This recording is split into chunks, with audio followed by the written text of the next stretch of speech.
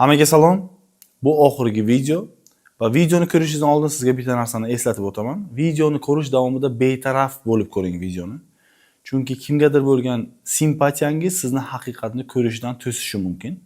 Hatto menga ham simpatiya bildirmang, faqatgina berilayotgan informatsiyani, xabarlarni filtr qiling, adekvatni yechim qabul qiling. Do'stlar, xabaringiz bor, 2 oy oldin sohani, ya'ni trading sohasini noto'g'ri talqin qilayotgan insonlarni gapirib chiqqandim va bu narsa juda ham katta hype bo'ldi.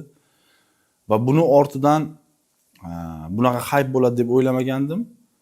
Buni hozir yakunlash niyatidaman.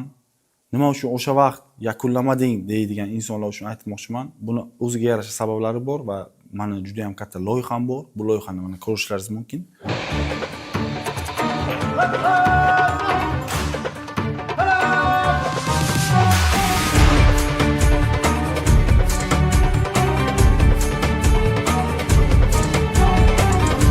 Nufuzi yil sayin oshib borayotgan Abu Dhabi barqaror rivojlanish haftaligi amirlikning jadal taraqqiyot, innovatsiyalar, yashil iqtisodiyot va mintaqaviy bog'liqlikni rivojlantirish bo'yicha xalqaro muloqot, yashil energiya sohasida Birlashgan Arab Amirliklari bizning ishonchli va strategik hamkorlarimizdir. So'nggi yillarda amirliklar bilan investitsiyalar portfeli hajmi 26 milliard dollardan oshdi. Ular orasida qayta tiklanuvchi energetika loyihalari asosiy lokomotiv bo'lmoqda. Hammaga assalomu alaykum. Bugun 2 karra quvonchli kun. Kompaniyamiz O'zbekiston tarixida yangi sahifa ochildi va bugun eng oxirgi hujjatlar qo'l qo'yildi.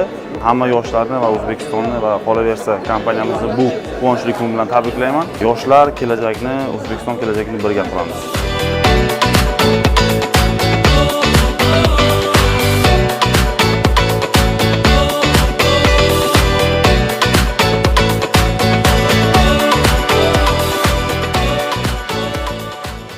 Ya'ni O'zbekistonda energetika yo'nalishida shamol elektr stansiyasini qurish va Crypto Miners kompaniya ham bor, Dubayda joylashgan mining kompaniya va shu o'rinda aytib qo'ymoqchiman, menga ko'p tuhmatlar bo'ldi bu kompaniya borasida.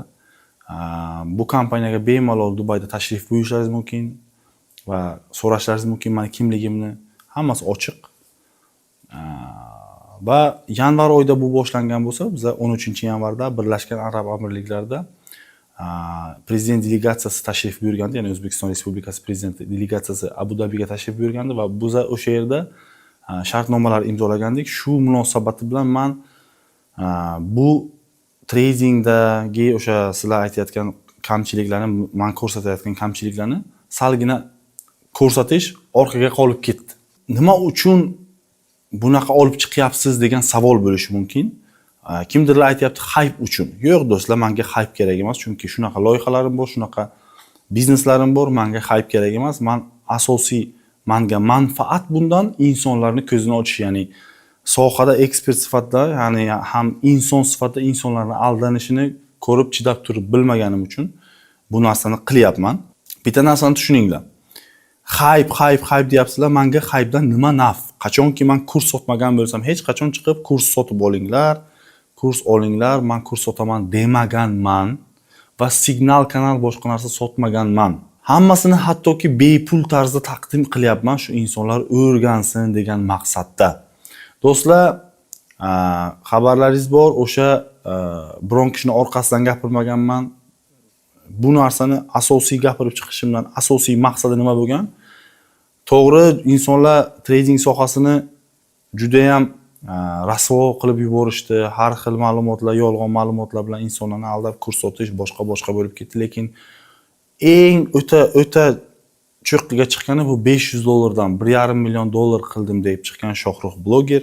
Dollarni mana tarixga muhrlab qo'ydik, $1,5 millionni. Ya'ni prosta $1,5 million emas, $473 balansdan $1,5 millionni. $5,000 dan kim necha ming dollar qildim deb chiqqan o'sha Shohrux bloger. Bu narsa uje o'tib tushdi.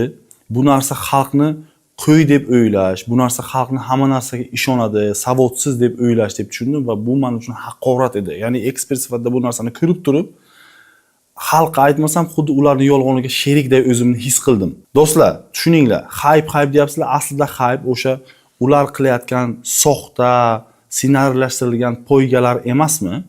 Ya'ni insonlarni chuv tushirib, ya'ni bilib turib yolg'on qilish. Masalan, hayb deganda yavni sizlarga keltirib beraman. Ko'rishlaringiz mumkin. Doniyor Qayumovga o'sha BMW sovg'a qildim deydi Shoh aka. U oladi. Doniyor Qayumov aytadiki, bu BMWni o'zim ishlaganman deydi. Lekin logik emasligini nima bo'lganini tushuntirib beraman. Shuncha mehnat qilasan, uxlamaysan. Shuncha mehnat qilasan, uxlamaysan, harakat qilasan, ideya qilasan, shuncha nima deydi? Продвижение qilasan, shuncha harakat qilasan, o'zing ustingda o'rtog'ing uchun ishlaysan, shuncha harakat qilasan, ideya qilasan, davay O'zbekistonni yoramiz, zo'r proyektlar qilamiz deysan, shuncha narsa qilasan, o'shani mukofotiga BMW olasan, lekin odamlar sani it egasini qopadi. It qutursa egasiga o'sha tashlanadi degan gaplarni ko'rasan. Qarochi o'zing mehnat qilib ishlagan olgan mashinangni o'zing mazza qilib hayda olmaysan. Mana shu narsa eng odamga abidli narsa bo'ladi. Bunaqa narsa qilsang, bunaqa narsa bo'ladi. Keyin o'rtoq mana qilaylik deb oldida turdim men. O'zimni pulim bo'lsa ham, o'sha "Sen menga mana shu BMWni qay? Menga mana shu BMW yo'qdi" dedim. O'rtog'im menga mana shu BMWni olib keldi. O'shaning uchun menga BMW kerak emas. Menga to'siqchi o'ng narsa kerak emas. Doniyor Qayumov mana shu narsalarni prodyuserlik qilgan, ya'ni Shohruh blogerga u prodyuserlik qilgan, shu narsalarni yo'l yo'rig'ini tushuntirgan va shu narsalarni qilib bergan, ya'ni $500 dan 1,5 million qilishni, shu orqali insonlarni jalb qilib kurs sotishni, ya'ni katta summaga kurs sotishni va katta summaga kurs sotilgandan keyin prodyuser o'zini ulushini oladi. Shu ulushini ham hattoki ular dolyasini o'sha PR qilish maqsadida BMW sovg'a qildim degan. Nasam deylik, o'sha Doniyor Qayumov prodyuserlik qilib ishlab topgan puliga u BMWni olgan. Sizlar bu yerda Shohruh sovg'a qildi senga, boshqa, chunki men Ramazon oyida turibman. Shohruh o'zim bilan gapirganida ham aka u shu zo'r ideyalar qiladi, Doniyor zo'r prodyuserlik qiladi, shu narsalarni o'ylab topadi. Shu bilan ishlaymiz degan. Bu narsalarni gapirib chiqqandan keyin juda ham katta ajotaj bo'ldi va u bloger men bilan video vizov, ya'ni video qo'ng'iroq orqali bog'lanishni taklif qildi. Gaplashdik. U yerda u razgonga qarshiman dedi. Razgonga bo'ldi, noto'g'ri, bu narsa qarshi chiqaman dedi. Bizga asosiy shu kerak edi. Bo'ldi dedim, tushundim. Ya'ni Alloh ham bandasini kechirganda, men kim bo'libman? Men ham insonman, kechirishim kerak dedim. Va bu narsadan qaytgan bo'lsang bo'ldi dedim va u o'ziga o'sha video qo'ng'iroqda masalan qancha gaplashgan bo'lsak, o'ziga kerakli joyini kesib olib kanaliga qo'ydi, mayli deb indamadim. U yerda o'sha $500 ni 1,5 million qildim degan joyda keltirib berishini so'raganimda bahonalar qildi.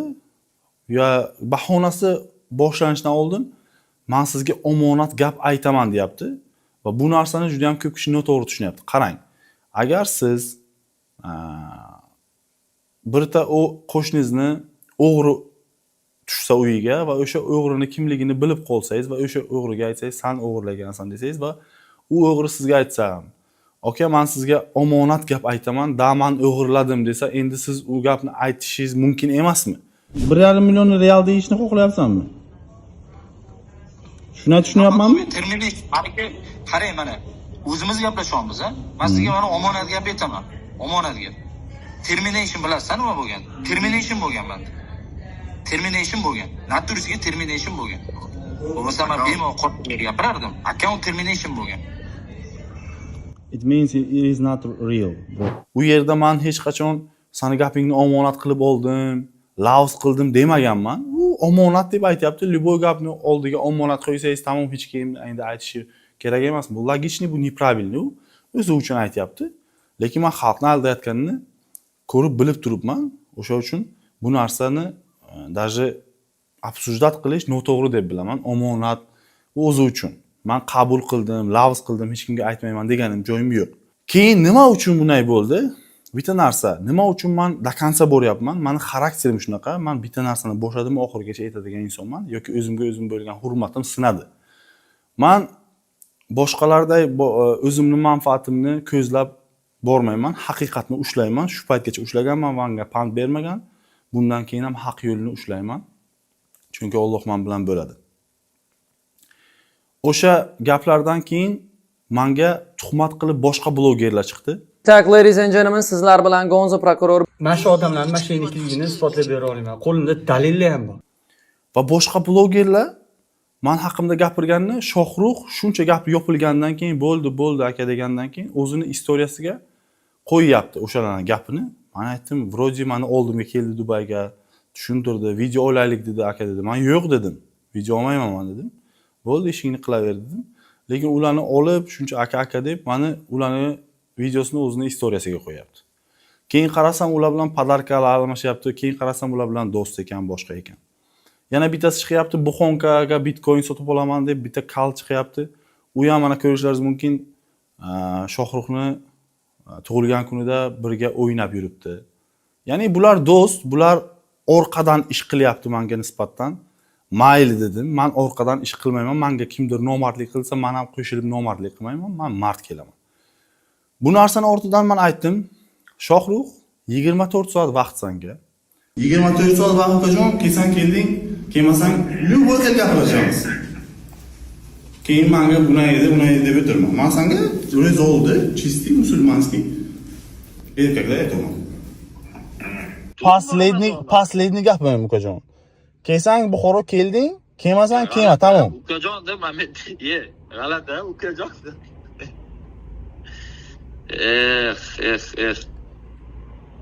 Millet 8 soatlik. Zaadno ziyorat qilib ketasan. Nimani ziyorat qilaman? Men sirasi qaytaman, ishim tiqilyapti o'zi, aka. Yo, Buxoro kelding-ku ziyorat bo'ladi o'zi. Hozirda 3 soatda sabr qilib turing, Xitoydan kelsinda bilib olib keladi. Yo, aka men akani ovora qilaman. O'zi u yoshi bola emas-ku, katta bola-ku. O'zi uchun o'zi javob berib biladi-ku. Men hayotimga lekin otam men uchun bormaydi, lekin men bilmayman lekin. Rostdan men o'zim rishad qilaman problemimda. To'g'ri. Chiqib ketyapti-da. Bo'ldi, kevur o'zimiz hal qilamiz. Amakinga aytdim. Masalan, kechroq bo'lsa ham aka, naq qilasizmi, uxlab qolmaysizmi? Men uxlamayman. Bo'ldi, aka. O'zbekistonga keldim. 24 soat vaqt kelsang kelding, bu majburlash emas, bu ogohlantirish. Chunki ogohlantirmasdan turib faktlarni chiqarish bu erkak kishining ishi emas. 24 soat vaqt Buxoro kelsang kelding, kelmasang ham o'zing bilasan. O'zingning ixtiyoringdan majburlash yo'q. Faqatgina men shuni media orqali chiqaraman, bir og'iz ogohlantirib qo'ydim dedim. Fakt nima edi? $500 $1,5 million qildim, $5,000 necha ming dollar qildim deb chiqqandan keyin bu narsa juda katta yolg'on va juda xalqni omi deb o'ylash, shu narsani hazm qiladi deb o'ylash edi. Bu narsani men shuncha katta proyektlar bilan ishlayman, естественно, dunyoning eng yirik yuridik kompaniyalar bilan ishlayman. Top 5 talikka kiradigan yuridik kompaniyaga buni haqiqiyligini tekshirishni aytdim. Va ular tekshirib chiqishdi va broker bu narsa ularning hisoblariga umuman to'g'ri kelmasligini, bu narsa yolg'onligini aytishdi. Va bu yerda Shohrux termination bo'lgan, boshqa bo'lgan deyapti. Dakansa bordik.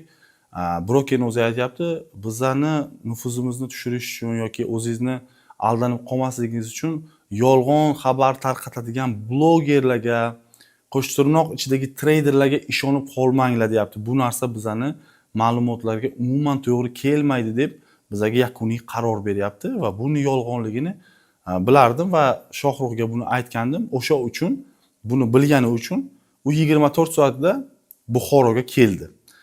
Aksincha bo'lganda u nima uchun 24 soatda Buxoroga kelardi?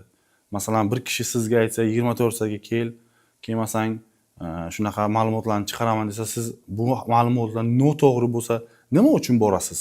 Logichni o'ylasangiz, borib o'tirmaysiz. Shuncha ishingiz bo'lsa. Xo'p do'stlar, o'sha meni nomimga tuhmat qilib chiqqan blogerlar javobini oldi, ko'rdi. Menda kompaniyalar bor, yana bir bor aytayapman, kompaniyalarimni ko'rishlaringiz mumkin. Bemalol Dubayga borib tashrif buyurishlaringiz mumkin, tanishishlaringiz mumkin, kirib so'rashlaringiz mumkin.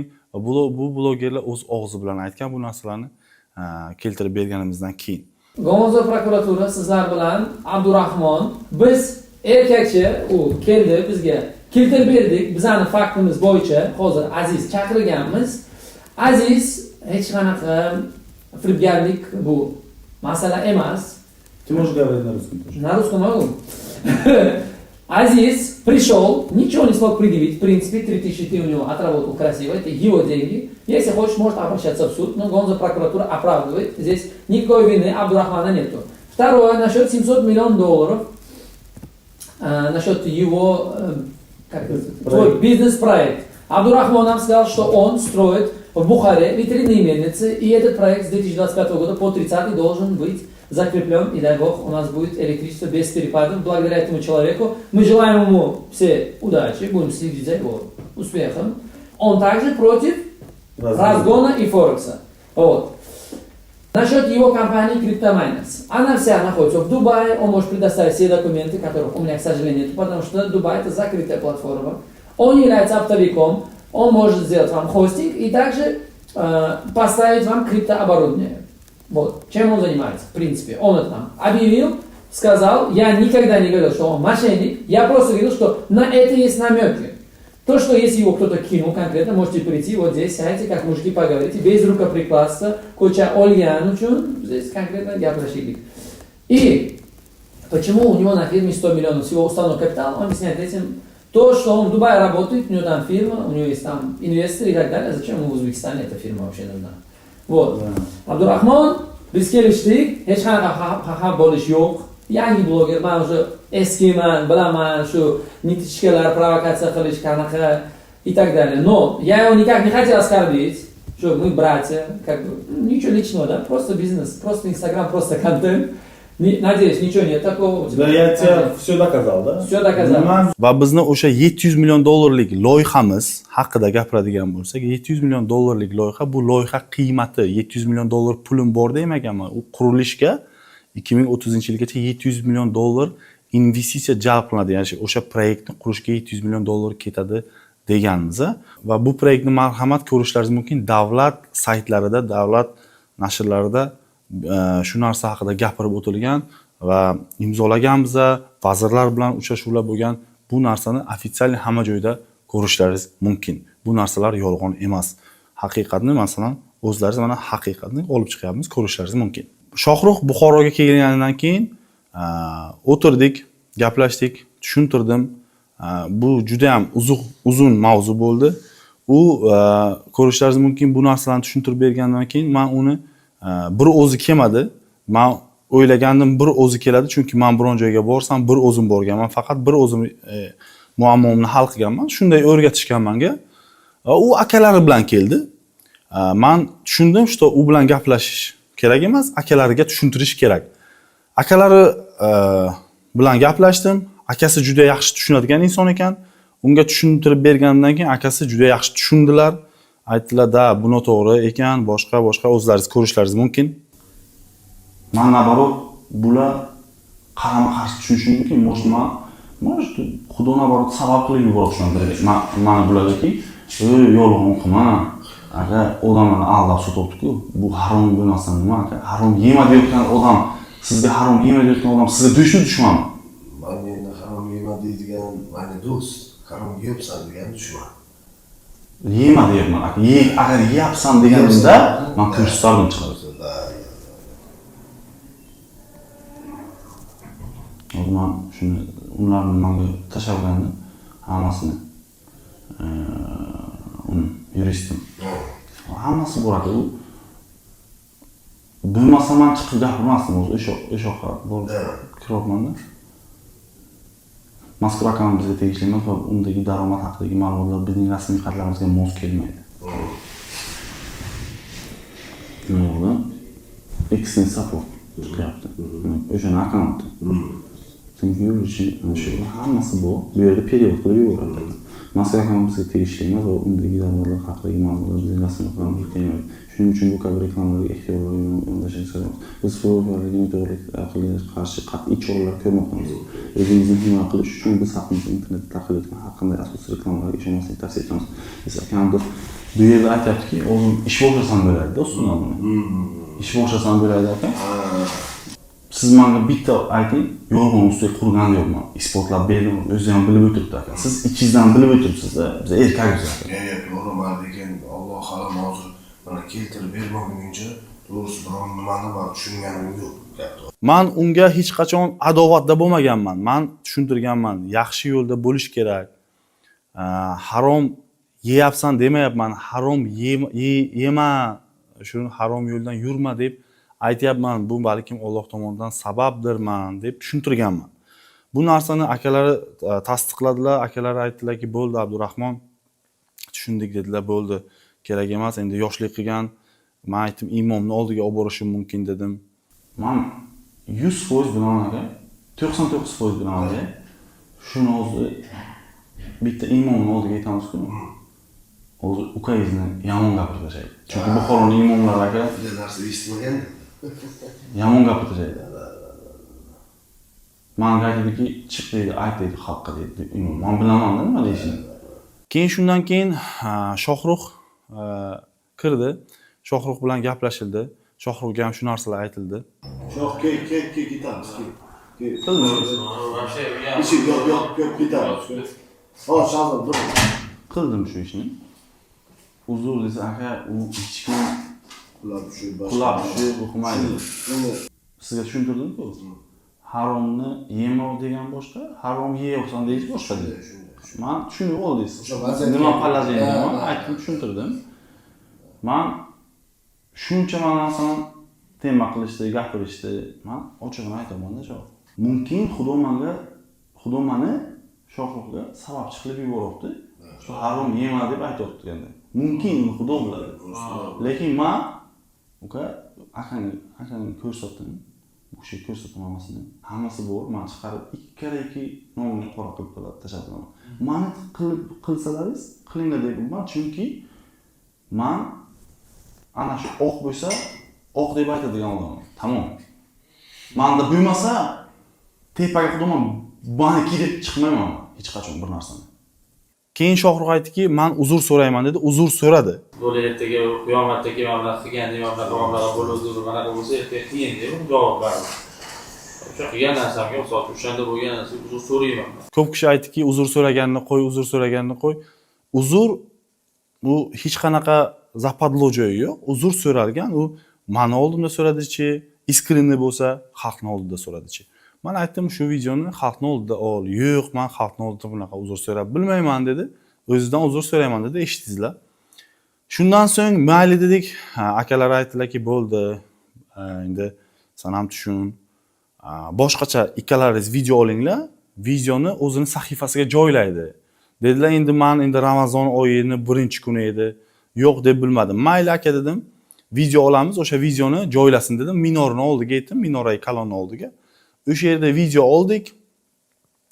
Vaholanki men xohlagan videoni o'zi qo'yish kerak edi. Videoni olib bo'lganimizdan keyin u Toshkentga qaytib ketdi. Ozgina u yerda gaplarimiz bo'ldi. Toshkentga ketishdan oldin, bu hozir mavzuga taalluqli emas. Toshkentga borgandan keyin men videoni tayyorlab o'ziga yubordim va qo'yishini aytdim. Keyin u bahonalar boshladi. Qo'yib bilmayman, unay boshqa video tayyorlaylik, Toshkentga keling, boshqa video olaylik. Yo'q uka. Men senga shans berdim bir marta. Bo'ldi, endi noto'g'ri qilma. Senga mayli dedim. Endi shu videoni qo'y. Yo'q, qo'ymaymiz. Endi men 10 marta gapimdan qaytmayman-ku. Birta gapni ushladim, bir xil gapni boshidan aytdim, to oxirigacha aytayotgan edim. Akalari biladilar. Juda ham ko'p gapirganmiz. O'sha yerda bir xil gapni ushlaganman hamma vaqt. Bo'ldi, qo'ymaysanmi deganimda katta harflar bilan yo'q, qo'ymaymiz-a deb aytdi. Men oxirgi marta so'ragandim.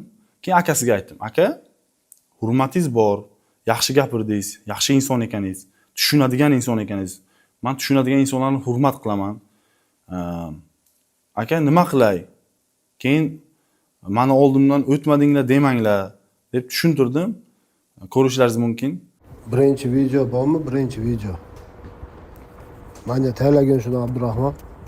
Birinchi video olgansizlarki, birinchisi, ikkinchisi emas, birinchisi. O'shani qo'yadi aytaman men. O'shani qo'ydiramiz. Ko'rishlaringiz mumkin. Akasi aytdilarki, Abdurahmon birinchi videoni tashlay uka. Men aytaman, qo'yadi dedilar. O'shandan keyin ham naqd 10 kun kutdim. Hech qanaqa javob bo'lmadi. Shohrux videoni qo'ymadi. Keyin gapirib chiqqanimdan keyin menga telefon qildi. Telefon qilgandan keyin so'kinishni boshladi. Men so'kinmadim, eshitib o'tirdim, mayli dedim. Uka dedim. Endi shu gaplaringga javob bera olasanmi dedim. Men boraman, bir o'zim boraman, sen bilan gapiraman dedim. Da mani pulim bor, da mani aqlim bor, chunki u bilan masjidda Toshkentda ko'rishganimizda men trading haqida gapirib berganman. Ali aka ko'p narsani o'rganishim kerak ekan deb aytgan o'zi. Zdaniya bo'yicha gaplashamizmi yoki boshqami dedim, qo'y uka dedim. Lekin u menga so'kinib ketdi, men so'kinishlarini javobsiz qoldirmayman baribir. Bu noto'g'ri narsa. Tushuntirdim, shu narsani nima uchun videoni qo'ymading desam, nima uchun siz menga telefon qilmadingiz? Xuddi men bilan o'ynayapti-da, men yosh bolaman, men unga har zamon telefon qilib videoni qo'y demayman. Uni bir marta aytaman, qilsa qildi, qilmasa o'zi biladi. Hech qancha majburlash bo'lmagan. Shuning uchun do'stlar, men oxirida nima demoqchiman? Bu mavzuni to'xtatamiz. Men insonlar aldanmasin deganman. Vijdonni oldinga qo'yish kerak. Hozir tradingdan pul qilib, o'rgataman deb pul qilib yurganlar, aldayotganlar, to'xtanglar. Bunaqa yolg'on piarlar menga emas, ularga xos bo'lyapti. Yolg'on poygalar, insonlarni tortib olish, $500 million qilish, razgonlar. Sizlarga tushuntirib berdim. Bu qanday ishlaydi? 2 oyda dars berishni o'rganadi. Boradi bir 100 ta odamni to'dalaydi, shunaqa piar qilib 100 ta odamni 2 oy o'qitadi-yu, aytadiki, "Davay shotlaringizga $1000 solib kelinglar" deydi va ularni razgon qildiradi. Va bozorda faqat ikkita yo'l bor. Yo tepa ketadi bozor, yo past ketadi. Ularga "Davay savdo qilinglar" deb motivatsiya beradi. Broker bilan kelishadi, ya'ni broker bilan qanaqa kelishuv bo'ladi? Broker aytadiki, "Mani brokerlik kompaniyamga shu mijozlarni olib kelsang, studentlaringni olib kelsang, ular yo'qotgan puldan men senga 70%, 50%dan to 70% gacha pul beraman yoki 80% gacha pul beraman" deydi. Vaholanki 100 ta bola savdo qilishni boshladi, bir 80 tasi bu kak xumor bo'ladi bu yerda. 80 tasi polibom pulni yo'qotsa, 20 tasi polibom ishlaydi, chunki o'zi ikkita yo'l bor, 50% ehtimollar nazariyasi bilan olib qarasak 50%. Yo tepa ketish, yo past ketish. 20 tasi agar pullik bo'lsa, o'xshasa savdosi, ularni sразу reklama qildirishadi. Ana bugungi natijamiz, o'quvchimiz buncha ishladi, buncha ishladi, buncha ishladi. 80 ta bolaga aytadiki, qaranglar, yo'qotgan 80 kishi yo'qotadi-ku pulini, ulardan brokerdan o'zini shotiga pulni oladi. Ulardan ham foyda, bulardan ham foyda. Marketing qilib, reklama qilib 20 kishini ko'rsatadi, 80 kishi pul yo'qotgandan o'zini shotiga pulni oladi. Va ko'rsatadiki odamlarga, o'sha 80 ta pul yo'qotgan insonga aytadiki, "Ana 20 kishida o'xshadi-ku, hali ustlaringizda ishlashlaringiz kerak. Yana holi bor sizlarga, yana o'zi bu tradingda slif, bu pulni yo'qotish, bu bir qismi tradingni" deb ishontirishadi. Vaholanki tradingda qancha ko'p slif qilsangiz, shuncha ruhiy zarba olasiz va shuncha trader bo'lishingiz qiyin bo'ladi. Bu xuddi jangda qancha ko'p yarador bo'laversangiz, o'lish ehtimoli shuncha ko'p. Psixologik ustuvchilikni sindirib boradi. O'sha uchun bunaqa slif bo'lishingiz kerak degan narsa yolg'on, xom xayollarga ishonmanglar.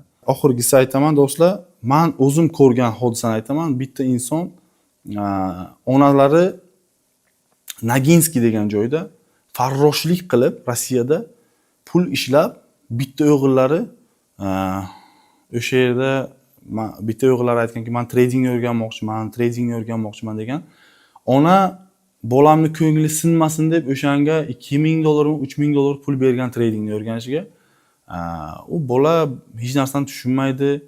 Bir test qilib, bir shu narsa trading unga to'g'ri keladimi, yo'qmi bilmasdan pul uchun olib, o'qitib, slif qilib, qarzga kirdirib yuborgan. U ona aytayapti menga, "Bolam shu $3000 ga men o'g'limga biror narsa olardim yoki to'yini qilardim, bo'lardi-ku" deyapti.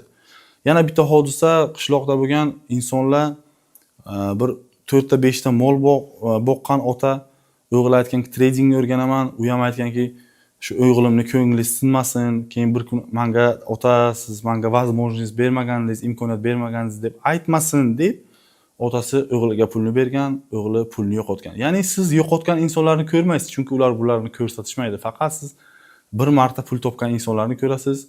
Yillik savdo istoriyang, ya'ni savdo tarixing qani desangiz hech qaysida yo'q. Bir marta, 2 marta qimorda o'xshab qoladi, keyin o'sha pullarni yo'qotishadi. Minglab insonlar ichidan bitta ikkitasida o'xshaydi, mashina oladi. U kazinoda ham xuddi shunda, kazinoda ham o'xshaydi. Stabilniy trade, sistematichniy trade bu boshqa narsa do'stlar. O'shani biza Saudiya Arabistoni, boshqa arab fondlari bilan gaplashib O'zbekistonga shu narsani joriy qilmoqchi biza. O'zbekistonni o'sha fond bozoriga, Bahrayn fond bozoriga, hubga qo'shmoqchi biza. Qozog'iston qo'shnimiz, o'sha qo'shilgan, biza ham qo'shmoqchi biza va 100 million dollar investitsiya tortib, O'zbekistonda treyderlarni o'zini ustida JP Morgandan sistemasini olib kelib, treyderlarni treyder qilib shakllantirmoqchi biza. Bu kelajakda bizani o'zimizni fond bozorimizni yaxshi rivojlanishiga sabab bo'ladi. Xalq ishonadi, xalq kompaniyalar yarashiga, startaplar yarashiga, aksiyalar chiqishiga sabab bo'ladi va o'zimizni indekslarimiz shakllanadi, xuddi Amerika S&P 500 da shunaqa narsalarni shakllantirmoqchi biza va bu narsani shakllanishiga yo'l qo'ymayapti, chunki insonlar tradingni qimor, tradingni yomon narsa deb o'ylab qolishyapti. Lekin vaholanki moliya bozorini shakllantirishimiz kerak, yoki biz dunyodan orqada qolib ketamiz. Moliya bozorini qanday shakllantiramiz? Yaxshi kadrlar bilan shakllantiramiz. Yaxshi kadrlarni yetkazib chiqishimiz kerak. Faqatgina kazinoshniklarni, qimorbozlarni shakllantirmasligimiz kerak. Hozir sizlar 2 million dollar, 3 million dollar pul ishlaysizlar, kurs sotib, lekin xalqni kelajagini barbod qilasizlar do'stlar. Men sizlarga yomon gapirmoqchi emasman, tanqid qilib chiqyapman, o'zlaringiz bilan отдельно gaplashganman. Bu narsani o'zlaringiz tutmaganingizdan keyin omma oldida gapiryapman. Men yaxshi bo'laylik deyapman. Da hozir sizlarga yomon ko'rinishi mumkin, lekin agar to'g'ri ma'noda qabul qilsangizlar, birga rivojlanishiga sabab bo'laylik O'zbekistonni. O'zingizni qorningizni, o'zingizni kisangizni o'ylab, o'zimizni yurtni rasvo qilib qo'ymanglar, yer bilan bitta qilib qo'ymanglar deyapman.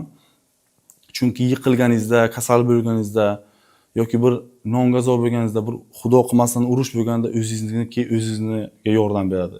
O'sha vaqt ko'ziga qanday qaraysiz insonlarni aldagan bo'lsangiz, haqiqat bir kun ochiladi, xuddi hozirgidek haqiqat baribir ochiladi. Umar roziyallohu anhu aytganlaridek, bitta